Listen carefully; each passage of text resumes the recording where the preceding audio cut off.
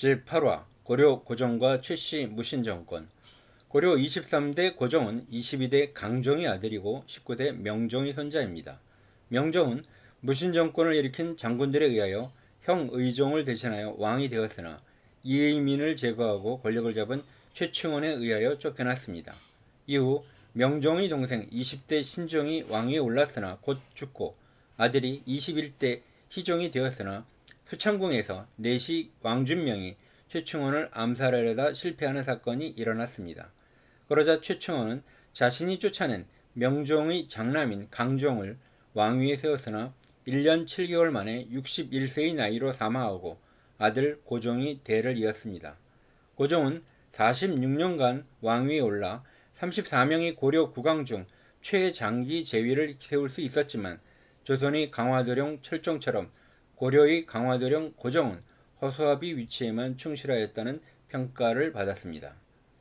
최씨 무신 정권이 4대 60년 만에 무너지고 새로이 권력을 잡은 유경, 김인준이 최씨 정권의 잔당들을 배기를 청하자 고종이 이르기를 이 무리가 미혹하여 오직 눈앞이 이익만 도모하였으니 어찌 대의를 알겠는가. 용서하는 것이 가하나 경들이 청하니 귀양을 보내라 고 대답하였다. 신하들이 다시 죽이기를 청하니 고종이 이르기를 반드시 죽이려고 한다면 왜 다시 나에게 알리는가. 경들이 마음대로 하라 라고 말하고 일어나서 안으로 들어갔다. 신하들이 땅에 엎드려 사죄하고 남은 무리들을 섬에 귀양 보냈다. 1259년 죽기 직전 평소와는 다르게 모든 종친들과 대신들을 불러 연회를 베풀었다. 왕이 2번이나 손을 들어 여러 신하들에게 보이면서 이 연회에 참가한 사람들은 모두 손뼉을 쳐서 나의 흥을 돋우라고 하였다. 술이 거의 다 떨어져 갔지만 왕은 대단히 즐거워하였고 신하들은 온몸이 땀에 적시도록 손뼉을 치며 뛰놀다가 날이 저물어서야 연회를 파하였다. 고종의 마지막 연회였다. 고려의 역사를 기록하는 사관들은 지금 동북 쪽은 모두 적의 소굴이 되고 서남쪽 사람들은 해도에 숨어 지내며 길에서 죽은 시체가 널려 있고 창고가 모두 비었다. 왕이 마땅히 조심하고 경계하여 옷 갈아입고 밥 먹을 겨를도 없이 어진 정사를 베풀고 전쟁 준비를 하더라도 오히려 보존하지 못할까 두려운데 생각이 여기에 미치지 못하고 향락만 취하는구나 라고 비판하였다. 고종은 최충원에 의하여 왕위를 계승하여 최씨 정권 4대 기간에 몽고와의 전란에 시달리다 일생을 마친 불행한 군주로 볼 수 있습니다. 하지만 한편으로는 자신의 안위와 왕실의 보존에만 관심을 기울인 왕으로 평가받았으며 최씨 정권이 무너진 지 1년 만에 죽어 최씨 정권과 운명을 함께하였습니다. 고종이 즉위할 때 신하들은 선왕인 강종의 신어를 경영궁에 봉안하였다. 이를 바라본 사람들이 말하기를 선왕이 이전에 태자했을 적에 섬으로 쫓겨가서 12년이 넘도록 궁핍하게 지냈으며 사직과 신민이 모두 다른 사람의 소유였으니 어찌 나중에 왕위를 이을 것이라고 기대하였겠는가. 비록 왕위에는 오래 있지 못하였지만 참으로 하늘이 도운 것이다 라고 수군거렸다고 고려사에 기록되었습니다. 고종이 즉위할 때의 나이는 22세의 약관의 나이였으므로 사촌인 희종이 최충원에 의하여 쫓겨나고 아버지와 자신이 보위를 계승하였음을 잘 알고 있었으므로 집권한 이후로도 전혀 자신의 목소리를 내지 않았습니다. 더구나 고종 3년에 몽골군에 쫓긴 거란군이 강동성으로 쳐들어왔고 이들을 진압하려 몽골군이 뒤따라와서 고려와 형제의 맹약을 맺었는데 최충원은 외세에 의하여 자신의 권력 기반이 흔들리는 것을 원치 않았습니다. 그런 연유로 고종이 대외교섭에 나서면서 국왕의 위상이 점차 높아지는 상황이 발생하자 최충원은 강화도에 위배시켰던 희종을 다시 개경으로 옮겨 놓으면서 고종에 대한 무언의 경고를 하였습니다. 고종의 친어머니는 원덕태후 류씨입니다. 종실인 신한우 왕성의 딸입니다. 왕성은 현종의 5대 손으로 강종과 왕비 류씨는 8대 현종을 조상으로 하는 종례혼입니다. 조선시대에는 불가능한 혼인이라고 말할 수 있습니다. 강종은 태자 시절에 권신, 이의방의 딸을 사평왕후 이씨로, 전주시 출신으로는 유일한 왕비로 맞이하여 딸을 두었는데, 이의방이 정중부에게 죽임을 당하자 이의방의 딸은 축출되었습니다. 고종의 어머니 류씨는 역사 기록에 현숙한 자질과 함께 비상이 아름다운 자태라고 소개되고 있으므로 미루어 빼어난 미모의 소유자라고 보여지며, 고종 역시 준수한 외모를 가진 인물로 추정되고 있습니다. 고종은 아버지 강종이 태자 시절 잠시 동안이나마 유승단으로부터 교육을 받았다고 합니다. 아버지 강종이 태자로 있을 때 과거에 합격한 유승단을 시학에 임명하여 고종의 사부로 가르침을 받았던 인연으로 훗날 왕위에 올라서는 다시 자신의 사부로 대접하고 최측근으로 우대하였습니다. 강화 천도 당시 최후의 천도 주장에 고종은 공개적으로 반대하지 못했지만 사부인 유승단이 목숨을 걸고 최후에게 반대 의사를 표시한 것은 고종의 뜻이 담겨 있을 것으로 짐작되고 있습니다. 결국 최후의 강화 천도가 강행되는 와중에 유승단이 돌연 사망한 것도 천도 반대와 관련이 있을 것으로 짐작되고 있습니다. 강화도에 유배되어 어려웠던 시절 강화현의 시골 선비 위원에게 글을 배운 적이 있었다고 합니다. 고종은 즉위한 후 위원을 불러 과거에 급제시키고 궁궐에 불러들여 합격을 축하하였다고 합니다. 위원을 내시에 배속시키며 의복, 금은, 안장을 갖춘 말과 과일을 내렸다고 기록되었습니다. 고종은 어린 시절 14년, 국왕이 되어 강화로 천도하여 27년, 총 41년의 세월을 강화도에서 지내고 강화도의 홍릉에 묻혀있는 명실상부한 강화도령, 강화임금이라고 칭할 수 있을 것입니다. 최충원은 고종 6년에 사망하였고, 고종의 재위기간인 46년은 최후의 30년 집권기간과 겹치고 있습니다. 최씨 정권은 국왕의 권위를 자신들이 통치에 이용하고, 국왕은 최씨 정권이 정치 권력에 힘입어 국왕의 지위를 보장받는 상호 공존하는 관계를 유지하면서 정치 생명을 지속시켜 갔습니다. 고종이 형식적으로 국왕이었지만 실질적 권력은 최씨 가문이 가지고 있다는 것을 고종은 잘 알고 있었고 이를 수용하였습니다. 고려가 몽골이 침략에 시달리자 여러 신하들이 태자가 나가서 항복하는 것이 상책이라고 주장하였습니다. 태자의 안전이 염려되었던 고종은 성을 내면서 승선 이세제를 꾸짖기를, 태자를 보내면 후환이 없을 것을 보장할 수 있는가?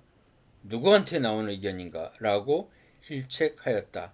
환관 민양선이 최슈중의 의견입니다 고 말하자 고종이 화를 풀고 중신들이 알아서 잘 처리하라 고 하였다고 합니다. 좌창별감 윤평이 고종이 두세 번 불러도 오지 않고 사흘이 지나서 왔으므로 고종이 매우 화가 나서 집정으로 하여금 그를 관직에서 파면시키려고 하다가 다시 한탄하기를, 오늘 내가 그의 관직을 빼앗더라도 내일에는 반드시 복직될 것이니 무슨 징계가 되겠는가 하면서 다만 그를 꾸짖도록 하였다고 합니다.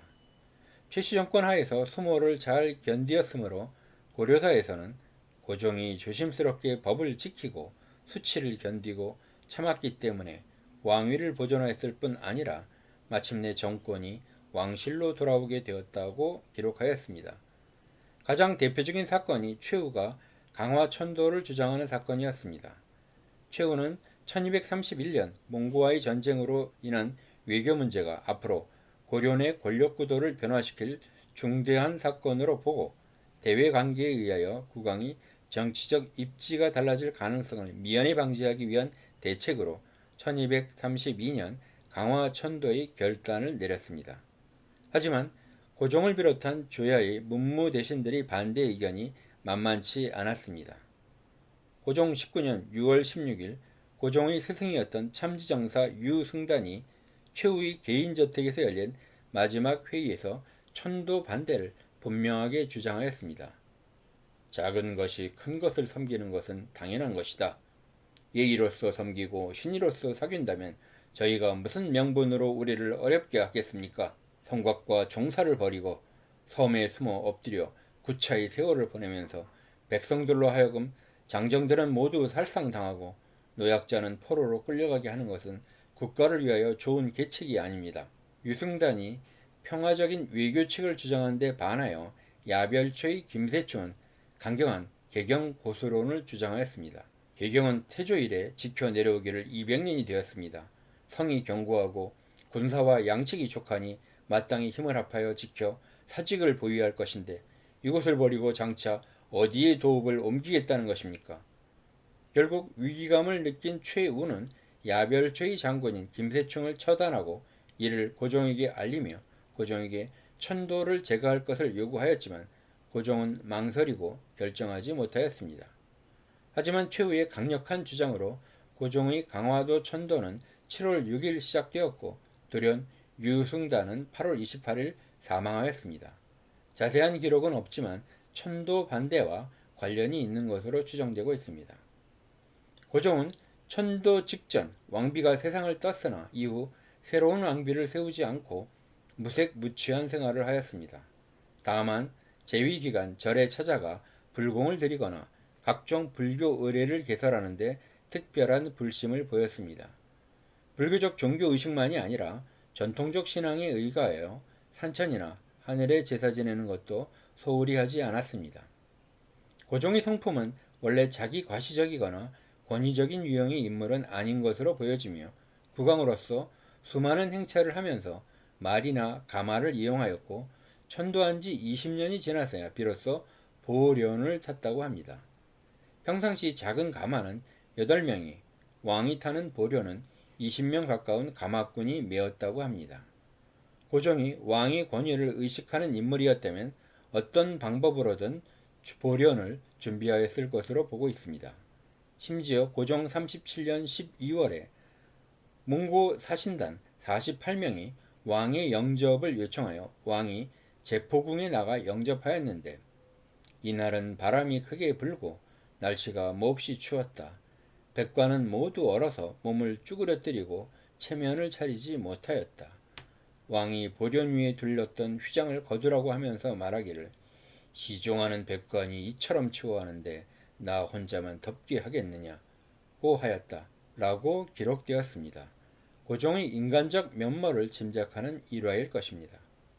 몽골에서 태자의 몽골 입조의 압력을 가했지만 고종은 최대한 이를 피하였습니다. 마지못하여 둘째 아들인 안경공 창을 고종 40년 12월에 파견하였습니다. 안경공 창은 41년 8월에 귀국하였는데 성과는 전무하였습니다. 안경공이 귀국한 후 먼저 사람을 보내 몽골이 비리고 노린내라는 곳에 다녀왔으므로 위생 등을 고려하여 하루쯤 밖에서 묵고 다음날 뵙겠다고 하자 고종이 말했다고 합니다. 네가 몽골에 간 다음부터 나는 하늘에 빌고 부처에 기도하여 빨리 만날 것을 바랬다. 지금 이제 무사히 돌아왔는데 왜 밖에서 자야 하겠느냐. 네가 입었던 의복만 불태워버리고 옷을 갈아입고 바로 올 것이다. 지금도 강화읍 관청리 동편에 있는 견자산의 명칭 유래는 고종이 몽골에 입주한 왕자를 애타게 기다린 데서 유래했다는 전설이 있다고 합니다. 고종은 결국 태자의 몽골 입조를 막지는 못했지만 태자의 입조 기간 중 유조를 남겨 태자의 왕위 계승을 분명하게 하여 당시 무신 집권자들이 태자 대신 안경공 창을 옹립하려는 시도를 무산시켰습니다. 고려 말의 사관을 지낸 이재현은 고종을 다음과 같이 평가하였습니다. 고종은 전 2일에 유승단에게서 배웠고 왕위에 50년 동안 있었다. 이는 대개 학문으로 자기의 덕을 쌓았으며 두렵고 삼가는 마음으로 그 지위를 보존하여 백성들이 기뻐하였고 하늘이 도왔던 것이다.